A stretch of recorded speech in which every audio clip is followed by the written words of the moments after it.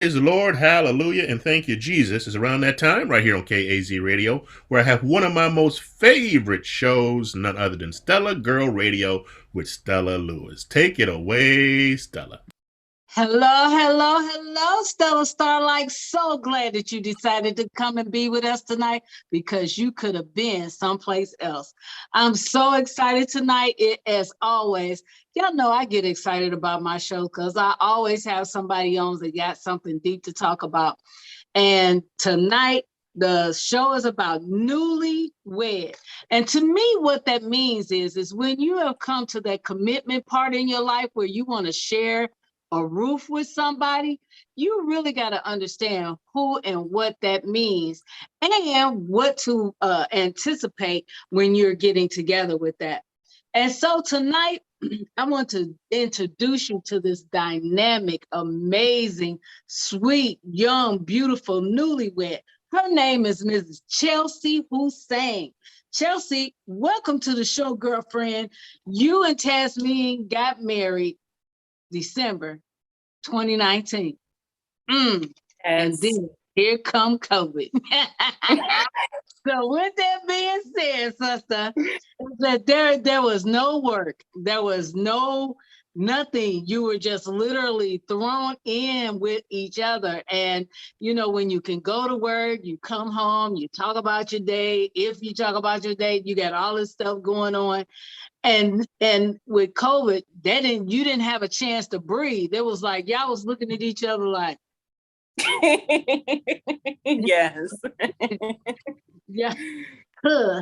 So with that being said, it's like, so how did that start off for you guys at first? Oh, well, before I ask that question, we always know that they always say your first 5 years is your hardest. Mm-hmm. But you know, but then if you think about it, it's really your first two because you're learning each other. Yes. But again, you had an out, but now you didn't have an out. So how did that start off since it was just straight up in each other's face? Well, it actually started off not too bad because Taz and I are actually very close. I consider her my best friend and she considers me her best friend. So at first it was, obviously the honeymoon stage where we're all happy. And because we're all on lockdown, we don't have to worry about someone going to work. We don't have to worry about stress. So now we're just in the house playing video games, watching movies. And, life was pretty cool. I'm not going to lie at first. Things were good. But of course, the strain of the pandemic starts to come in. And then on top of that, just like any other fresh relationship, you start to get a chance to know that person. And what better way to know someone when you're trapped in quarantine trapped in quarantine where you can't really go anywhere. So of course, you have your spats, of course you have your disagreements, and we had to learn pretty quickly, which is probably what I cherish most about our marriage, is we learned quickly how to communicate. We learned quickly what our flaws were, what made us tick, what we didn't like, what we did like. It just gave us time to be able to get the hard part out of the way first. So I feel like that was what kind of made it special. And I feel like that's what kind of solidified our marriage, in my opinion. So when you say the hard part, okay, there's a certain incident, and this is how we came up with this show. Yeah. Because girlfriend, let me explain. When you talk to your mama something, I'm sorry, I didn't tell y'all this is my baby. I'm the daughter. Hello. But yes, but the part which you told me when she thought that you were controlling and you thought she was inconsiderate. And that came with not understanding where you guys came from. Yes. So when you get to that point of figuring that out, can you imagine if you didn't come to that hallelujah moment? Yes. And how you could have so easily walked away. Now tell me how that went, because that girl, you got me all jacked up with that one. That was a good one. I feel like, okay, so obviously, of course, when you get told by your partner something that you at first did not believe was true yourself, you automatically come off defensive. Like with me, I was just like, what? I'm not trolling. What are you talking about? That's absurd. But that's what comes into place when you have to accept that this person comes from a completely different lifestyle upbringing than you versus yourself. So one thing that I ended up reading up on, which is what I ended up talking to you about, was you have to look at that person that they're doing the best they can with the tools that they have available. And you have to be able to work together to get those tools to work. So with both of our different upbringings, we ended up figuring out like, okay, you see this as controlling because I do this. And I see this as inconsiderate because of this. What can we do to stop that from happening? What do I do that makes you feel that way? What do you do that makes me feel this way? And we ended up sitting down and just talking about those things. And then that's when we was like, oh, that's what it is. That's how you fix it. And I feel like a lot of times people are ready to go because it is easiest to go. In a relationship where your boyfriend, girlfriend, oh, I don't want to talk to them no more, block. Like, or, I don't want to deal with you anymore. I'll just ignore your text messages. But if you really want a marriage to work, and not just because to just say you're married, but because you care about that person, you have to look at the problem and just say, okay, why is this person feeling this way? It's not about, oh my God, they just complain about everything. They're just, oh my goodness, they're just so upset. No, if you care about that person, you sit them down and you ask them, what is it that I do? How does it make you feel? What can I do to make it better? And that person will feel appreciated at the fact that you took that time out and you're being so considerate of their feelings and realizing that what you're doing is upsetting them. And then you feel comfortable because you're taking responsibility and just saying, hey, I see what I'm doing. I'm also vocalizing to you what you're doing. I want to make this work. Let's fix it. Especially if there's no other factors into it, if there's no infidelity, if there's no abuse, if there's nothing like that, and it's just simple spats that you guys are having, I feel like the easiest route is to leave because you don't want to deal with the challenge. But I feel like it means a lot more to look at your partner and just say, I love you. I took these vows seriously. We're going to sit down and we're going to work this out. And we're going to push through. And it was not easy. It took a lot of tries. It took a lot. It's not easy by any means, but it makes your bond stronger because you know that person's with you. That person's here to ride with you. That person is showing their love by trying to show you that they're listening to you by trying things every day. So that's kind of what made us So how that this is sort of kind of piggybacking, but how beautiful was that light bulb when it came on? I'm sitting up here about ready to cry myself now.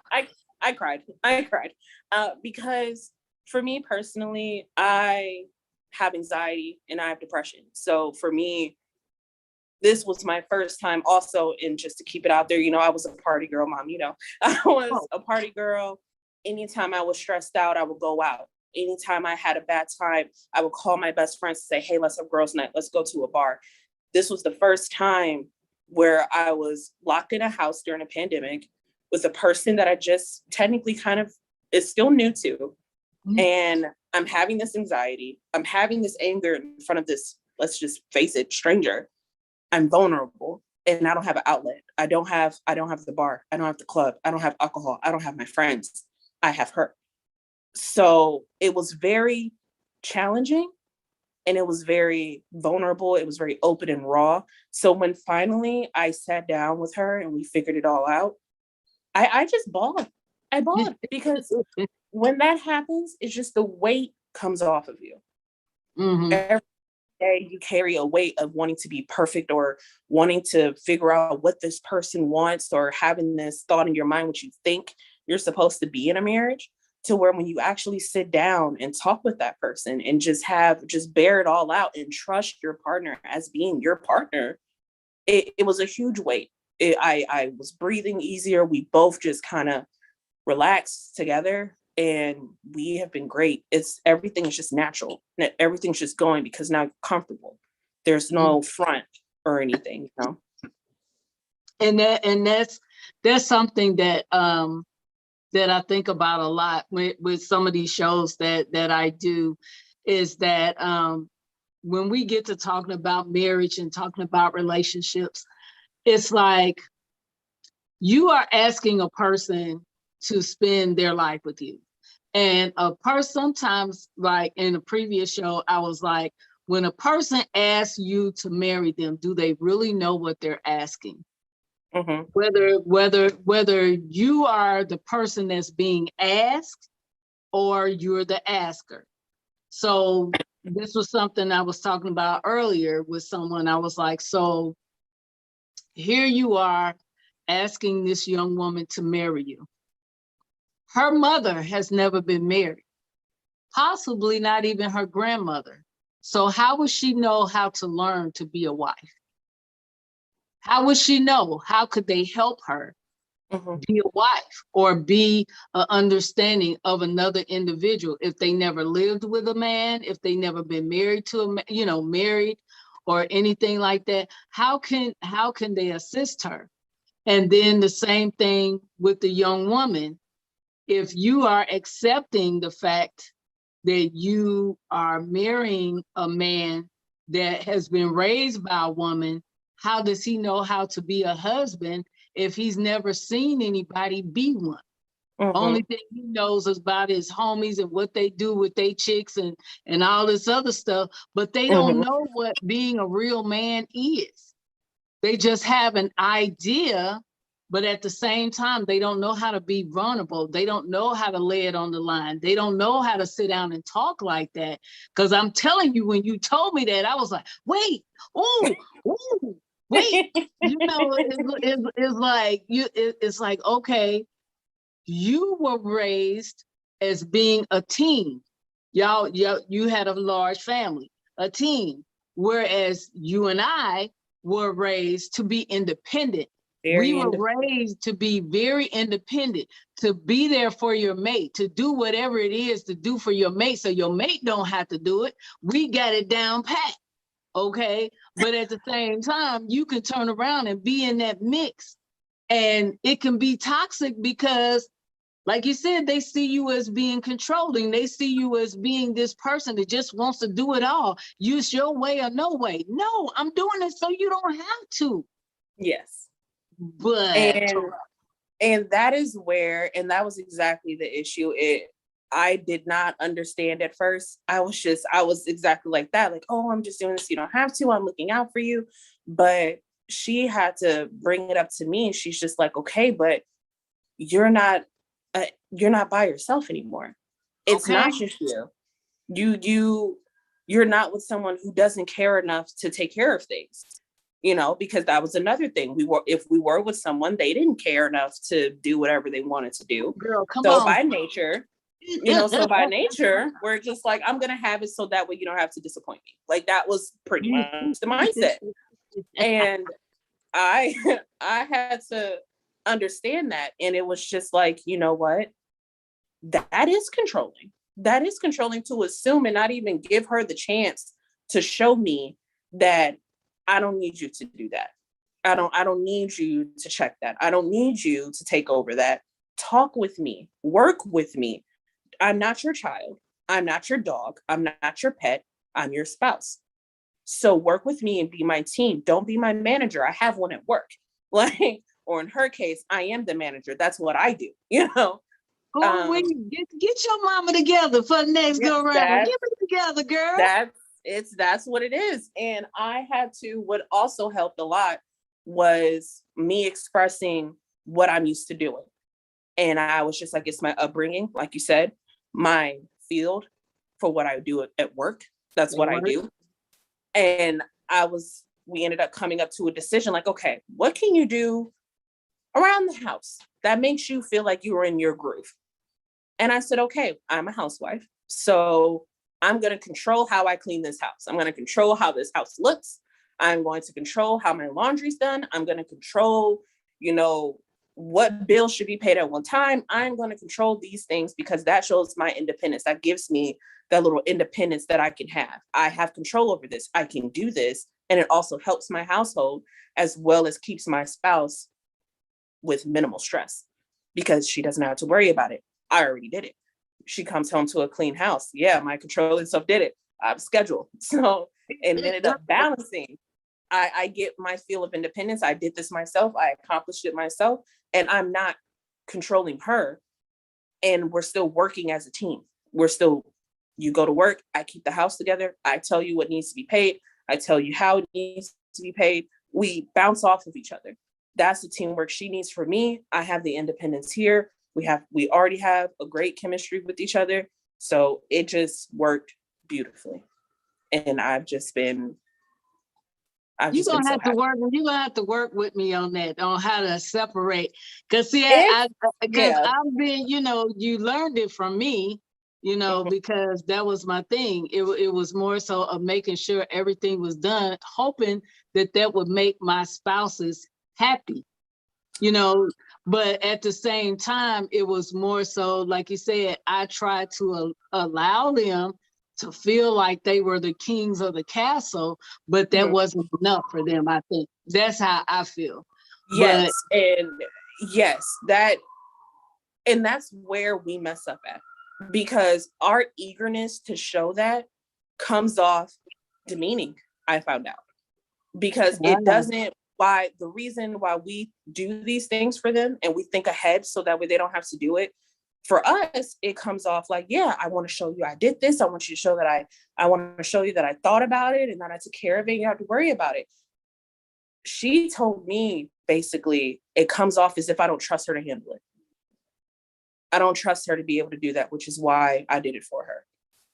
You want me to leave the house, but yet you literally just did everything and I'm just sitting here.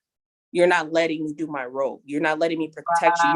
You're not letting me open the door. You're rushing to the door first. You're not, letting me know, hey, babe, this bill needs to be paid. You're running around me and you're telling me that the bill is paid, So it's like, even though I'm looking at it like, oh, I'm doing it for you, she's head of household. So it's like, no, you're making me feel like I can't do it. You're making me feel like you don't trust me to do it.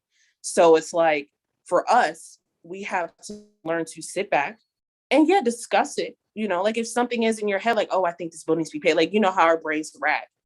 You present it as a question, like, hey, what do you think about this bill? I'm thinking about paying it this week. What do you think? And then that gives them like, oh yeah, I think it should pay that week. Or if they say something that's different, like, oh, I think we should push it next week and we know better. We're like, okay, well, this is what happens if we do it like that. Do you think we should still do it that way? Or do you think we should keep it to this week? That's teamwork. It's teamwork, but it's also strategy. Exactly. To try to just, it's like you say, it's just trying to give everybody an equal playing field and everybody feels included versus neglected and belittled. Yes, exactly. It's like, even though every relationship has their strong suits, I'm more of an organized financial person. So it's like, if the other person isn't, you don't want to overpower them and be like, because I know this, I'm going to do this. It makes that person feel very small, and that's what causes tension. So if you bring it up to them and talk with them through it and just keep them included, let them have a say so, let them have an opinion on the same topic, so that way you both can come together and decide what you want to do in the household. That is what makes the house stronger. That also makes the marriage stronger, because you are communicating with them, they're communicating with you, the bond is better. And then it kind of turns into a routine. It just kind of turns into a habit, because you both are so used to just walking the same steps. And that's what I ended up having to do with her. And it's been working great. Habits have been forming to where we just naturally just move the same. We just move the same. Yeah, there may be like a little misstep or something like that on either end, but we notice it. We end up noticing it, and then we come back together. One beat, one sound. That's what's up. That's what's one up. Sound, one movement. Yep. And that's what is so good. So it's funny, because my last question per se was like, give a little advice for our new folks who are thinking of taking that step to commitment, but you sort of kind of have done it almost anyway. But at the same time, it's like, I always have more. yeah. But the thing that I love best about our relationship is that even though I'm the mother, you always teaching me something. I always learn something from you and Trina. Always, always, always. Y'all keep mama tight. And I appreciate that so very much. Y'all don't have no problem saying, mama, look, that's too much. Mama, you know that's cool what you're doing. Y'all been my biggest cheerleaders, my support, my shoulders to lean on, because y'all know I've been through some stuff. And y'all just have always just been a great support. We have never been in that situation where we just don't want to talk to each other. I can't stand you. I hate you. You make me sick. Blessed to not have that. Yes. I can't even fathom being in that thing, you know, in that part, you know, I just can't. But the advice that I think for myself in getting into a committed relationship is just knowing what you're asking a person that's standing in front of you. And just look at, before you even go down that road, is really seeing what's in front of you. When you want to be married or you want to be committed, if you see that neither one have been married or whatever, you have to think, do I want to raise my children better than the way my parents raised me? I want to have a relationship better than what my parents had. Well, in my situation, it was more so of, I had to get past understanding me, because I didn't feel worthy for anybody. So when you don't feel the worthiness, it's always the rush to please. Yes. So that's where, like, when you was talking about just doing everything for that person, I didn't know no other way to be. I had no, it was make sure the kids were straight, make sure they had school supplies, make sure they went to a decent school, make sure that they had, if they had extracurricular activities, they had what they needed. Try to listen to them or whatever. The difference between, like, you and your sister, it was just one, the frame of time. What we could afford with you, we couldn't afford with her, because it was just the timing of things. And then what I did with her father, you know, my first husband, and then your dad, my second husband, was two different lifestyles and two different age gaps. And time periods, yeah. And time period. So you have all these different things that are going on. And that's why I say I applaud y'all for even coming up with it, because being in the whirlwind of trying to be in a marriage in the first place is one thing, but then to be able to say, listen here, we need to sit down. You know, if we gonna be together, this is what we need to do. I was always fearful. I was fearful. I was fearful of them leaving me, or me being the bad person, or what? Anything else I could think of? You know, I always had that fear, but they wasn't good for me. But I didn't know that I was worth enough. That was the thing. All I knew was, you better do what you need to do to make sure that everything is cool. Because if they leave, they can't say that it was you. But if you are controlling, if I'm being like what you said, then you're correct. They do view us as controlling. Charles said that to me one time. He was like, you know, I think you're a little controlling. You just want to do everything. I can't depend on you to do anything. So if I can't depend on you, what am I supposed to do? Sit here and wait until things fall apart, which they did? But how can you not be the person that makes things role if they don't communicate, if they won't communicate, or they say they're going to do it and then they don't. And then here you are looking at other things that are falling apart because they didn't do what they said they were going to do. How do you get through that part? I mean, honestly, and that is what my thing that I focused on a lot, because during my time, I had a couple moments where I was like that. But I feel like when that comes up, especially when, especially when you guys are having issues like that, obviously I know that you've talked to Charles about that. I obviously know that the discussion has already came up, but sometimes it has to work from both ends. And like I said before, if he says that you're controlling, that is the part where you're like, well, okay, how can I stop that? But even in the history that, was there, it's also the other person has to be able to do the work. They have to want to, because I feel like in a marriage, what makes it work and what has been working for me, at least, is that both people have to equally want to work and see the reason why it's working. And I feel like some people can also maybe be even afraid that maybe they can't. For all we know, he could have had the same fear as you. And I feel like a lot of talking and letting that space be open to no judgment, or having space to be open to be like, trust me and tell me what it is that's preventing this. What is it that's stopping you? Or what is it that I can do to help you?